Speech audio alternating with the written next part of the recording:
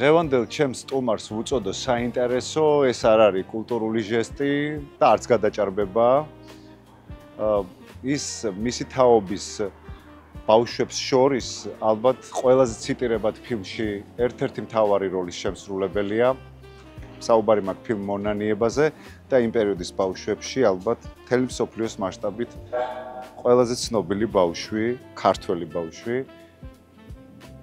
გადაცემა პროექციაში ჩემი სტუმარი გახლავთ დათო ქემხაძე.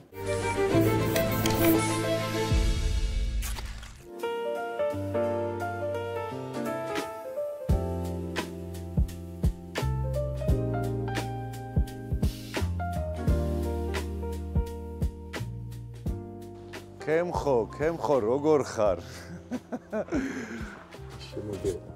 მოგესალმები. მადლობა რომ დღეს ჩვენთან მოხვედი გადაცემა პროექციაში. შენთან რო ცოტა ოფიციალურად საუბარი მიწევს მეცინება, მაგრამ კამერების წინ სხვა გზა არ გვაქვს.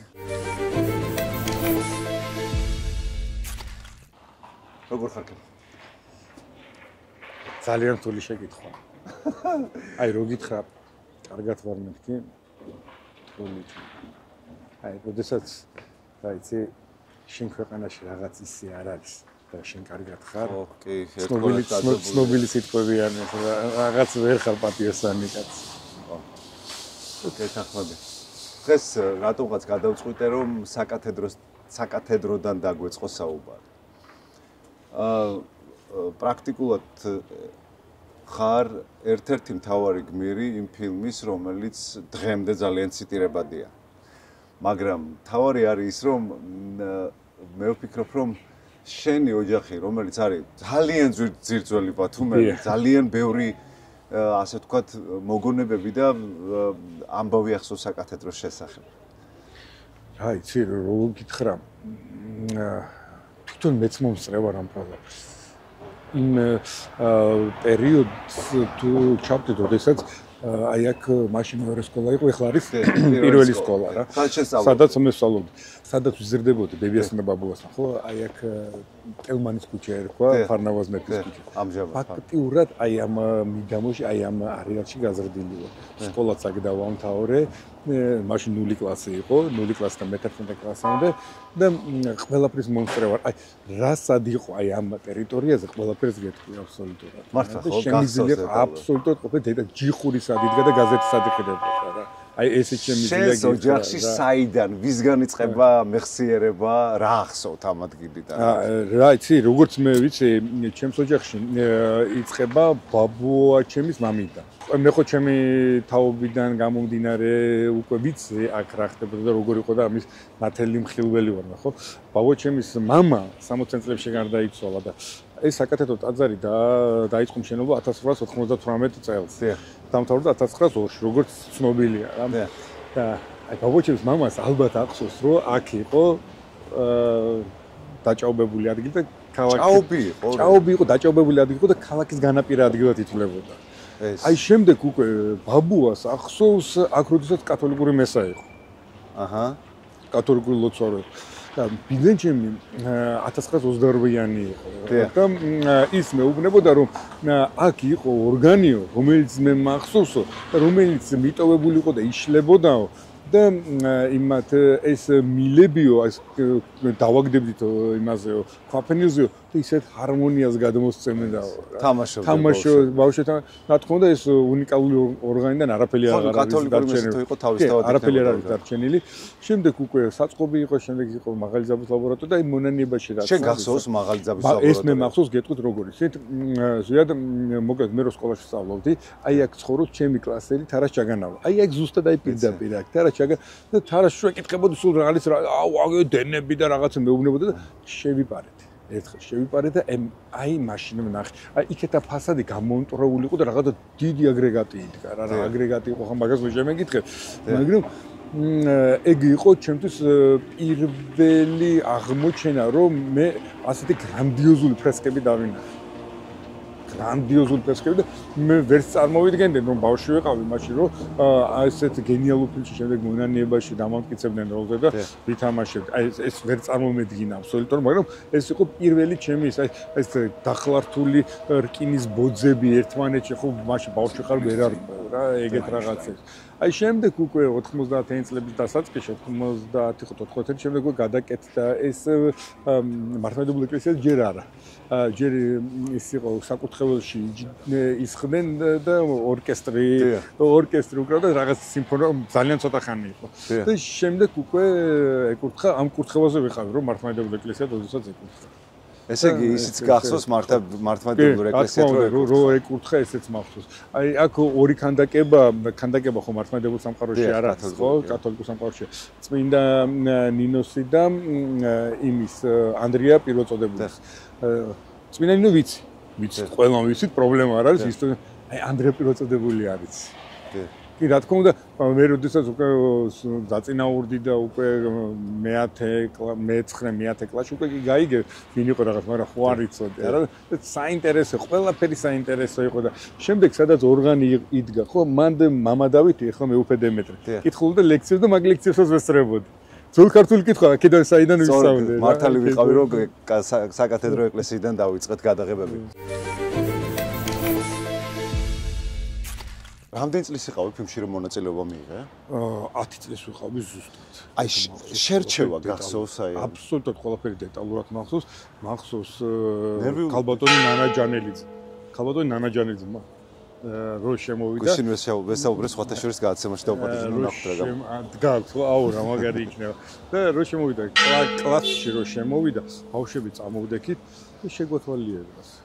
ერთი ქალბატონი იყო კინემაგასთან ერთად რა და დამრიგებელს უთხრა რა რომ ეს ბავშვები საღამოს დარეკეს ჩვენთან სახლში და გუთხრეს რომ სასტუმრო მედიაში მიდითო მასწავლებელმა დამრიგებელმა დანეკა და გითხრა რომ მშობლიოს უთხრა რომ მიიყვანეთ სასტუმრო მედიაში ამ ადამიანს საფრთხეზე ამ ადამიანს იმაზე რომ მაშინ სიტყვა კასტინგი არ არსებობდა ეგეთ რაღაცა რა შეიძლება ფილმში არა კინოში გადაგიღო შეიძლება რა ეგ იყო და როდესაც მე ხო წარმოდგენა არ მქონდა თენგიზაბულაძე ვინ იყო ნუ 10 წლის ბავშვი რა წარმოდგენა უნდა გქონდეს გუმბერას ადამიანთან ნუ შემხებლობა რო არ გაქვს არც კინოსთან არც არაფერსთან ეგეთ დიდ რეჟისორთან და შემოვიდა ბატონი თენგიზი ესეც მახსოვს როგორ მიყურებდა ესეც მახსოვს სათვალები ეკეთეს რა საინტერესო ბავშვობა გაქვს როგორი სიმპათიური ადამიანი და მე მახსოვს თენგიზ აბულაძე გიყურებს და გაკვირდება თან როგორი სახით გაკვირდება აი ასე რომ გაკვირდება და მე იმ წუთას გამიყვანეს ალბათ ანიშნა იქა ჩამაცვეს ბრიჯები მომარგეს ისა და აი მაქმანიანი არაო მაქმანიანის მაისურია რომ რაღაც სხვანაირი მაისური მომარგეს ხმა რა მოვიდი არაფერი გავიდა. გადის ერთი კვირა, ორი კვირა და მე ძალიან გრუზი თმები მქონდა ესეთი ხუთი თმები მქონდა და აი საფხულის პერიოდი მოდის და კიცი რა ხერა პერიოდია და გადამპარსეს ეს თმები. ზუსტად ორ დღეში ტელეფონზე ზარია და დამტკიცებული ხარ როლზე და რომ მიმიყონეს გადამპარსული თმები ბატონ თენგიზ უთქე მაშინ გამოვიდა ესე რომ ეს რა უკერით ბავშვი თმები სად არისო და ისე მოვეწონე ბატონ თენგიზს. რომ სხვა გადაღებები ჩაინიშნა მაშინ და ადროვეთ ჩემი თმების გაზრდას ის პერიოდი და უკვე თმები გაიზარდა და ბათუმში იყო ჩანიშნული გადაღებები. ბათუმის გადაღებები და ეს კადრები ზვიად არ შევიდა ჩემს იმაში ჩემს შესრულებული აი მე რაც შევასრულე როლი ხო ეს აბსოლუტურად არ შევიდა ბათუმის კადრები. უკვე თბილისში ჩავედი და იქ ელენე ახვლედიანის სახლ-მუზეუმში იყო გადაღება და ფანჯრიდან ხვდომ ელენე ახვლედიანის სახლ-მუზეუმში შემოსვლა ელენე ახვლედიანის სახლ-მუზეუმია და სადაც ჯივარს ვიპარავდა პიანინოზე უკრავ დედას გამიცოცხლებს ეს უკვე ილეჭავჭოვის სახლ-მუზეუმი ანუ ილეჭავჭოვის სახლ-მუზეუმში ჯივარს ვიპარავ და ელენე ახვლედიანის სახლ-მუზეუმიდან აი ხო ეს მაშინ უკვე მოდაში იყო ეს პეროვსკაია და რაღაცა კიაჩელის ქუჩა და რაღაცა და რო დავდიოდი და ეს ხალხი რო დადინა ეხლა 10 წლის აქედან პანჯრიდან ხდებოდი. სადი მე 10 წლის ვიყავი აქედან პანჯრიდან ნახტო მიმაქ შესულებული. ოდნავ მოგვიანებით გა რას ფიქრობ რა გავლენა მოახდინა შენ ცხოვრებაზე ამ ტრილოგიიდან ერთ-ერთ უმნიშვნელოვანეს ფილმში მონაწილეობამ როგორც არის მონანიება და მე დარწმუნებული ვარ ძალიან ბევრი ადამიანი მიუხედავად იმისა რომ ძალიან ბევრი გიცნობს და ჩემი სიკეთის არ იყოს შენთან ქუჩაში ერთად გავლა არის ძალიან რთული ამბავი იმიტომ რომ ყველა ფეხის ნაბიჯზე გაჩერებენ ბუნებრივია უამრავმა ადამიანმა არ იცის რომ შენ გაქვს მონაწილეობა მიღებული ანუ რომ ის შენ ხარ და შენ რას ფიქრობ დათო რა გავლენა იქონია ბავშვობაში იმიტომ რომ იცი რა მე ხა არ ვიცი შეიძლება მე ძალიან ხშირად მინახავს რომ ეს მოლოდინი რომ ასეთ მცირე ასაკში ესეთი საინტერესო პერსონაჟი ესეთ სენსიტიურ როლში მონაწილეობს და საზოგადოების განუწყვეტელი მუდმივი მოლოდინის შემდეგ რაღაც უფრო მეც აი ლაქს სტრესა მაგან რადიკალურად შეცვალა ჩემი მიცნება აბსოლუტურად ყველაფრის მიმართ მე დღეს თუ რეჟისორი ვარ ხო ასე ხმა მაღალი ნათქვამია არა ნუ ხარ ეს არის თენგიზ აბულაძის და ნანა ჯანელიძის დამსახურება ნანა ჯანელიძე რომ არა მე ამ ფილმში ვერ მოხდებოდი და ეს ფილმში ვარ მეთამაშა და ეს კინოფირი მე რომ შემეგრძნო გამორიცხულია მე სხვაგან ხრი წავიდოდი ხა პირველი ინსტიტუტი რა მაქვს დამთავრებული რომ მითხრა გაგეცინება ესე მაღალმოლეკულური ქიმია პლასტიკური მასები და ელასტომერების გადაუშვა ხო მაგრამ ეხლა შენი გენეტიკის ამბავი მე მგონი ბათუმის შოთა რუსთაველის სახელობის უნივერსიტეტში ზუსტი მეცნიერება ყველა შენი ოჯახის წევრების დაფუძნებული აი ეს ბაბუა რექტორი იყო ორჯერ იყო რექტორი პედაგოგიური ინსტიტუტის, ესე იგი კათედრის გამგე იყო, ბაბუას ძმა პროფესორი შოთა კემხაძე მათემატიკის კათედრის გამგე იყო, ბიძა მამის ძმა გეოგრაფიის კათედრის მამუკა კემხაძე გეოგრაფიის კათედრის გამგე იყო, ავთო კემხაძე ფიზკულტურის კათედრის გამგე იყო, მოკლედ კემხაძეების ის იყო რა. კი, ამდვილად. და მე მთელი ბავშვობა მამა ბაბუა სანამ ცოცხალი იყო მეუბნებოდა რომ მეცნიერება და ერთხელ მახსოვს მამამ გამომიტანა ერთი დიპლომი რა ბავშვი ვარ რა აი ამას რომ მომიტანო მე ვიტყვიო რომ ჩემი ცხოვრება მიცხოვრიო და დღემდე მახსოვდა შენახვილი დიპლომს რა ეწერა კანდიდატ ნაუკ SSSR мама ჩემისთვის ეს იყო ზე წერტილი რომ ისა რომ უნდოდა ნუ ეგეთი აღზრდა ქონდა ეს იყო შენი ოჯახის კალაპოტი ეს კალაპოტი იყო არა მე რა იცი ბავშვობაში ვიწგუნებოდი რატომ იცი აუ შენ ამის შვილი ხარ შენ ეს ლექსი უნდა იცოდე შენ ეს როგორ არ იცი როგორ ხო შეიძლება ქიმია როგორ რადონეზე ვიცი იცი აი ქართული ლიტერატურა და ის რო იცი ხო პოეზია რაღაც რო გინდა რომ შესისხორცებული გაგრა წყალბადი გოგირდი აზოტი აი ამ დონეზე ვიცი ხო კი აი ელემენტი სად არის და მენდელეევის აი როგორც გენეტიკური არ მინდოდა ეს დონორულ აქცეპტორული ბმები არ მინდოდა ანუ უკაცრავად ბავშვობაში რომ მონანიებაში გადაგიღებენ ქიმია რაღაცა უნდა გინდოდეს მაგრამ ვიცი იდეალურად ვიცი მაგრამ არა რა ჩემი მოწოდება იყო და რომ მე ფილმები გადამეღო და ეს მომენტი მე ადრე მინდოდა ყოფილიყავი უკვე პირველ ინსტიტუტში რო დავამთავრე და რაღაცა უკვე დაუბერდი რეჟისურისთვის რაღაცა და შევიტანე განცხადება მინდოდა ყოფილიყავი დრამატურგი ცხონებული სულიკო შენთი ცოცხალი იყო და სულიკო შენთი სტუდენტი მინდოდა ყოფილიყავი როგორ მაგრამ ოლიგოსი გამოვედი რა ხო და ბატონი სულიკო გარდაიცვალა იმ პერიოდში და მინდოდა ყოფილიყავი დრამატურგი და ეს ჩემი ხელნაწერები ეს ყველაფერი მივიტანეს ზაზა ხალბაშთან ცხონებული ზაზამ რო წაიკითხა რა ჯერ 2 დღეში დაგირეკაო 3 დღეში საღამოს დამირეკა შენ ჯამე სტუდენტი უნდა იყო და გახდი რეჟისორი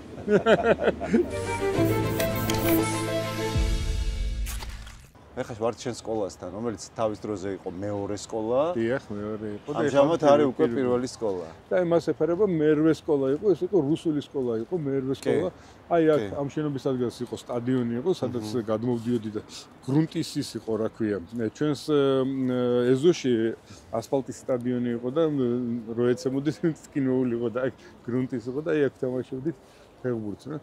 ეს იყო კლასებს შორის შეჯიბრება, მაშინ მე იყო როგორც A კლასი, B კლასი ეჯიბრებოდა და რაღაცა ეგეთ მომენტი იყო და ჩვენ საბჭოთა სკოლის შეჯიბრება. შეჯიბრება ხო, ჩემი კლასელი თეთრი ძლიერი ფეხბურთელი ლევან ხომერიკი, ბაჩა ხომერიკი, მოკლედ ფლანგმანი იყო რა. პარაუკლასელი იყო მუჯირი, უმაგრეს ფეხბურთელი დინამო ბათუმში თამაშობდა. ბაჩა და ეს მუჯირი რო გუნდში ყავდა, წარმოედგინე რა მაგარი ფეხბურთის გუნდი ყავდა უკვე იმას და ლევანმა ძალიან დიდი ფეხბურთი ითამაშა. ხომერიკა დინამო თბილისის ბომბარდირი იყო და დათო რა გავლენა მოახდინა შენზე სკოლამ? სკოლის ასაკში რო ხარ, მოსწავლე რო ხარ. თან გადავიდეთ შენ სკოლასთან. სამწუთა პერიოდში. ერთი სული გაქვს როდის დავამთავრებ სკოლას. დღემდე მიხარია რომ სკოლა დავამთავრე ხალხო 50 წელს. ერთი სული გაქვს სკოლა და როდის მოშორდები ამ მასწავლებლებს. აი შემდეგ უკვე ასაკში რო ხარ და უკვე სკოლა რო გენატრება და რაღაც ისე რა იცი სკოლა კი არა ბავშვობა გენატრება და ახალგაზრდობა გენატრება და მე გადადიხარ სკოლაზე თორე წარმოიდგინე 6 გაკვეთილის შემდეგ სახში რომ მიდიხარ და კიდე 3 საათი მეცადინებ და შემდეგ უკვე სპორტზე მიდიხარ და თან დედა რო ყავს მასწავლებელი თან დედა რო ყავს ბებია რო ყავს საქართველოს ორგზის დამსახურებული პედაგოგი ბებია და ნუ ახლა ბევრი გასახსენებელი აქედან გამომდინარე რა აი დათო გათავისუფლდი ამდენი მარწუხებისგან, ანუ ახე როგორი მომენტია. არა, ვერ გათავისუფლდი, იცი რატო? აი დედაჩემ. გამარჯობათ. დედა. აი დედაჩემ, ვერ გათავისუფლდი. როგორ მზადები? 52 ამდენი ხანია ვცდილობ რომ გაგიცნოთ. 52 წლისა და ვერ გამთავისუფლდი. არა, 51. დაშენ თავისუფალი. არა. დედაც პედაგოგია. ავალიანი. კედაში იმუშაობდა სკოლაში. კარგი გაგაჩინა და ნადობა უცხო. თქვენს მადლობთ. დირექტორი გაფრთხილდა. ნანი ეს ამოჭერი იქ. არა, არანაირის ამოჭრას არ ვაპირებ. ხო გვადროვეთ. რას კი ამოჭრა პირით ასეთ ფაქტს. მეგობრებო, აბსოლუტურად არა დადგმული შემთხვევით გადავეყარეთ.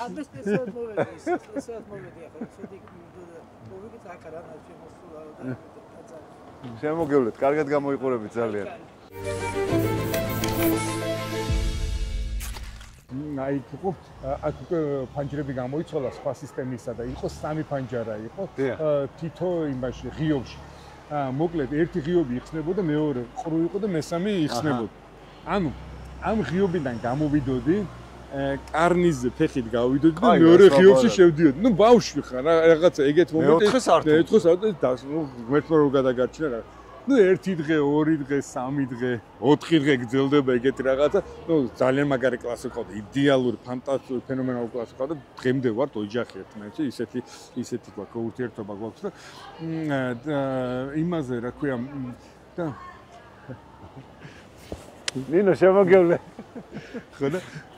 ხოდა ისა უცებ რა ხდება იცი ამორბის კიბეებზე თეთრი ხალათით ის თავარი ექიმი საავადმყოფოში ამორბის სასწავლო ნაწილი დირექტორი და რა ხდება და რა ამბავია თურმე აი აქ პაციენტები რომ შეინდობენ რაღაცა და ახედავენ ბავშვი მეოთხე საათზე გამოვიდა შევიდა მეორე დამეხოცა პაციენტი ხალხო პაციენტები დამეხოცა კარდიოლოგი გაყოფილება და უყურებენ ბავშვს ბავშვი აღარ მიდა ხო ვიდან სამისთან ხო ისე რო არ გაიდა ბეყა რაღაცა და ვისყა აქ ვყავდა შენი ვიშვილი როგორ გადო აღარ მიდოდა რა უკენა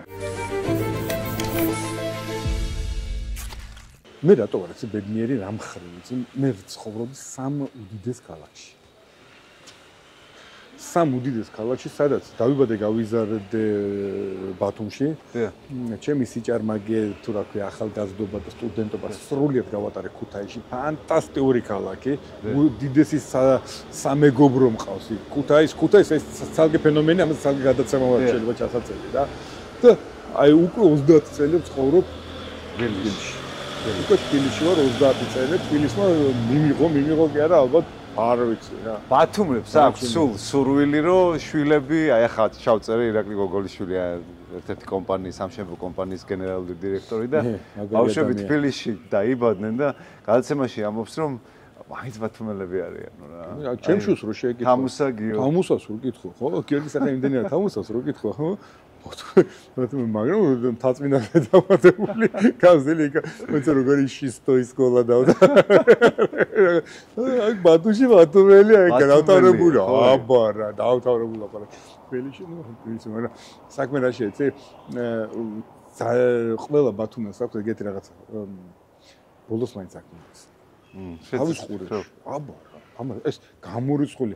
აი ერთ-ერთ ინტერვიუში თქვი რა აი ბებია და ბაბუა დედის ყრიდან სადაც ხორდნენ და მას ქვია ორი მაგნოლია და იმ მაგნოლიის ქვევით ჩემი სიბერე და იქ სცენარს დავწერე და რაღაც ნუ ახლა იქ ახალი კორპუსი აშენდება და იმას იზამს მაგრამ რას მელაპარაკები მე ის მონაკვეთი ბულვარის მონაკვეთი ნომერ პირველია ხო ჩემთვის აი ეს გადასასვლელიც უკვე აი აქედან რო გადადიხე კაფე ნოტარი რო იყო და აქედან რო გაძურები და უკვე ბულვარში გადადიხე და ყველა ბათუმელისთვის ეგრეა რა ჩემი აზრით და მე არ შემხვედრია ბათუმელი რომ არ ეთქვას რომ ბათუმში დაბრუნებული იყო და არ დაბრუნებული.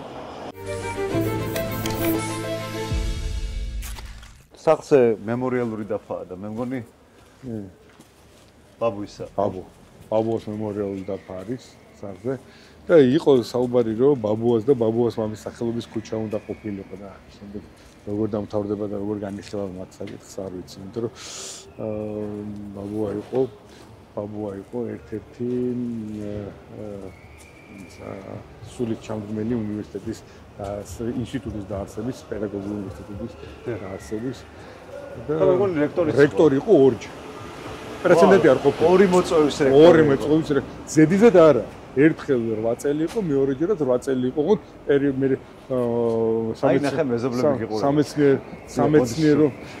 სამეცნიერო იმაში, რა ქვია, იმაში გადავიდა სფეროში და რამოდენიმე 10 წელით მეტი უკვე მოსკოვში იყო და შემდეგ უკვე აქ ჩამოვიდა და აქ უკვე ისევ რექტორი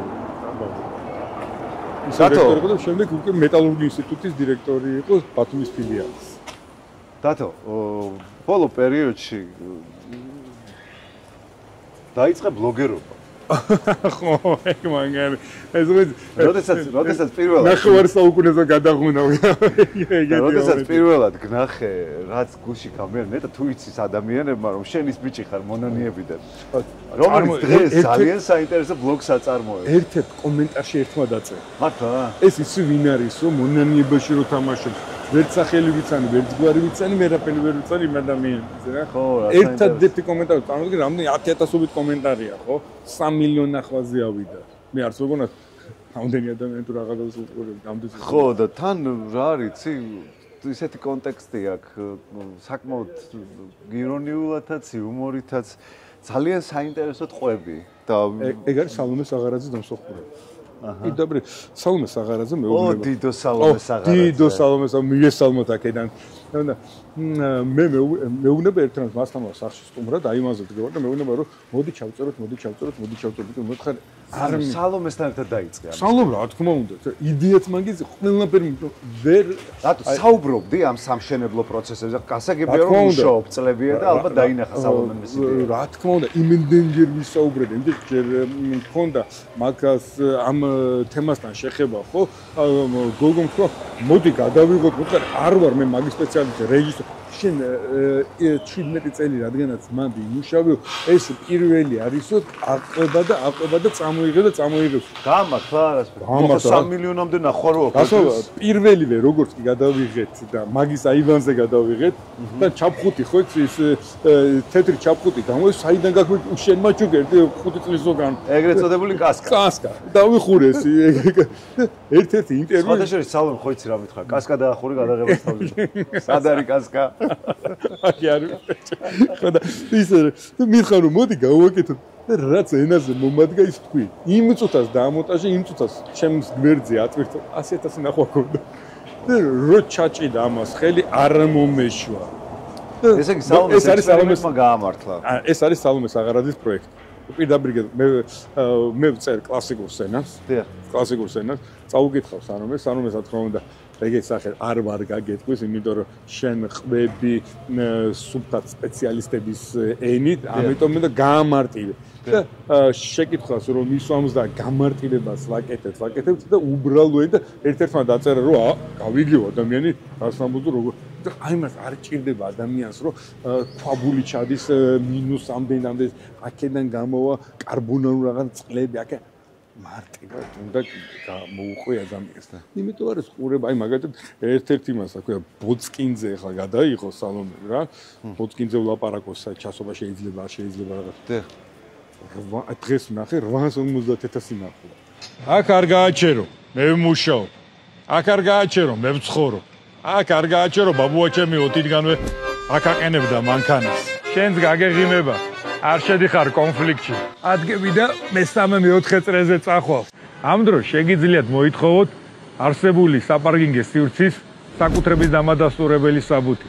სხვათა შორის ძალიან მწვავე გამოხმაურება მოყვა სახლების წინ პარკი. პარკის. აი მაგაზე ამაზია და აქ მე ვცხოვრობ რა ცხოვრობ. ამასე რა ცოტა ხნის წინ მეუბნებოდნენ რომ გვეგონა რომ ეს ჩვენი ადგილი იყო, კაცო და თურმე ყველას ეკუთვნისო. და ქუჩა ეკუთვნის ქალაქს. აი ხა მაგერთა ამ სახლის მაცხოვრებელმა რომ უთხრას უმეს რომ აი აქ არ მივხედავთ იმის რომ აქ პარკი. თბილისში იყო ერთი მომენტი იყო რა, დავაყენე მანქანა და აი საიდან წამოვიდა ეს, აი მათქვა აქ მე ვცხოვრობ, რატომ იყენე მანქანა. მოთხრა მე ბათუმში ვცხოვრობ. თქვენ წარმოიდგინეთ მეთქი ჩამოხვედით 370 კილომეტრი გამოიარეთ, დააღლილი, დაკანცული ბათუმის პარკინგი აიღეთ, ადგილი ნახეთ, ჩააყენეთ მანქანა და გადმოვედი, აი ვინდა და მე ვცხოვრობ არ ჩააყენო. რა შტაბეჭდო? მე დასასვენებლად ჩამოვდივარ. პასუხი. ნუ რომ ნიშნულობა აქვს ქუჩა არის ქალაქის. აი ეს კედელი, აი შეყენე, აი ეს არის ქალაქის. ამის უკან შევიდე. რა თქმა უნდა. დავთარებული ლაპარაკია რა. და ამ რაც აი თუ გინდათ მშენებლობაზე თუ გინდათ იმას აი თქვენ წარმოიდგინეთ 21 საუკუნეში კორპუსში რომ დაგჭირდება განცხადების გაკვრა აქ ნაგავი არ დაყავთ. ხო. ან უხერხულია უკვე რა. ადამიანს ეუბნები რომ კორპუსის ფონში ნაგავის დაყრა არ შეიძლება ამას უნდა მიხვდე. არ ზოგიერთი ხდება. დათო ისეც ფიქრობდით რომ დავუშვათ ამ ბლოგს რომელიც დაიწყეთ შენ და სალომ ასეთი გამოხმაურება მოყვებოდა? მე სალონაკი. ხო. მე. და რაღაც ალბათ მაინც ფორმირების პროცესში ხარ, ხო? მე მაინც ხოცი ძველი იმის ის რა ქვია ორთოდოქსი რეჟისორები ვარიან, ხო ისი? ეხა ძალიან უცნაური ფორმით და რო არ გადაუხო, ხო ისი კლიშეები რო არის და რო არ გადაუხო იმას. ვა ეს ასეა და არა სალონი არ გოს პროცესი. მუშაობის პროცესი. რაღაცა მე მგონი ძალიან გისწორდება. აი ერთი სული მაქვს გადაღების დღე როდის. აი რასა. ერთი სული მაქვს და ველოდები და ერთი სული მაქვს გადაღების დღე როდის იქნება რა. ის თან მე როგორ ახლა ჩვენ ამოვიდა გადავიღე არა, იმიტომ რომ წინა დღით უკვე 2-3 დღით ადრე სცენარი დამუშავებულია, ყველაფერი დამუშავებულია, მე სახშნა წაიგითხო, კარგად უნდა გაიაზრო, კარგად უნდა გააკეთო ის რა ქვია თითოეული დეტალი რა. და შემდეგ უკვე ჩავდივართ და ვიღებთ რა. ყველაზე მაგარი რა არის იცი? სალომეს აივანზე, სალომეს სადარბაზოში, სალომეს მანქანის პარკინგის ადგილზე. აი ეს ყველა ადგილები ათვისებული გვაქვს, ათვისებული გვაქვს. ყველაფერი. ცნობენ უკვე ქუჩაში. აი კი, ძირითადად მე რადგანაც თბილისში ძალიან დიდი პრობლემებია საცობების. მოძრაობ მეტროთ, საზოგადოებრივი ტრანსპორტი. და აი მეტროში იყო ერთი შემთხვევა იყო, ბიძა ჩემო, ხო შეიძლება ფოტო მინდა და ჯიგა.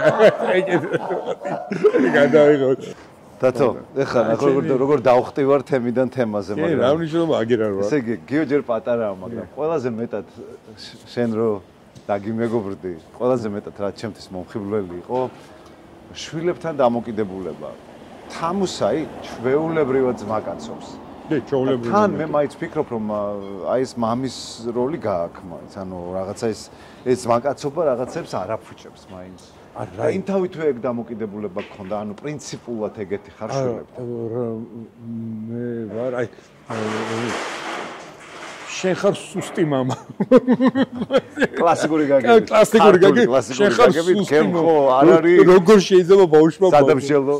ერთადერთი იყო ჩემი შვილი თამოსას ძალიან უყვარს კლდეზე ცოცვა რა. ცოცვის იმაში გატაცებული რა. და ერთ ცოცვის დარბაზში ვართ რა. და იქ ერთი მივიდა და ეუბნება რომ მე ჩაგიბამო რა. მე ჩაგიბამო, ანუ ჩაბმაზე იმაზე, ცოცვის ჩაბმაზე რა. აქედან ერთი 4 მეტრი 5 მეტრის მოშორებით დგევა რა. და პირველად იყო. რა უთხრა იცი? არო, შენ არაო, мама ჩემი ჩამიბამს. მაგრამ იმას ვერ გაიგონა მე რო ეს გავიგონე და ისე мама ჩემი ჩამიბამს და მოდი ჩაგია შემოვიდა და ასევე გავახელში და ახლა მითხარი სადგე აქ სპერში მინდა წავიდო კლდეზე ვიცოცო წავედი და კლდეზე სადღაც აშა ესე იგი მიყვები ბავშვებს. კი, ყველაფერს. აბსოლუტურად არანერი ის არ მაქვს, ეს мама დამიძახე, ეს დამიძახე. არა, თავისუფლად, აბსოლუტურად თავისუფლად. მე აგაგ წერეთ ეს აქ შენი ვარ. წოხნა რას უზავს თუ ბუნება მარიშო. როგორც არ უნდა მოიქცე. როგორც არ უნდა დააბამო. თუ ბუნებით ნაშველია დამთავრებული ვარ. ეგ არის ჩემი კრედო. ქემხო იყო ჩვენი სტუმარი. მომავალ შეხვედრამდე, ბიჭებო, მადლობა. დადი. ჩემო დმაო. მადლობა ძალიან დიდი.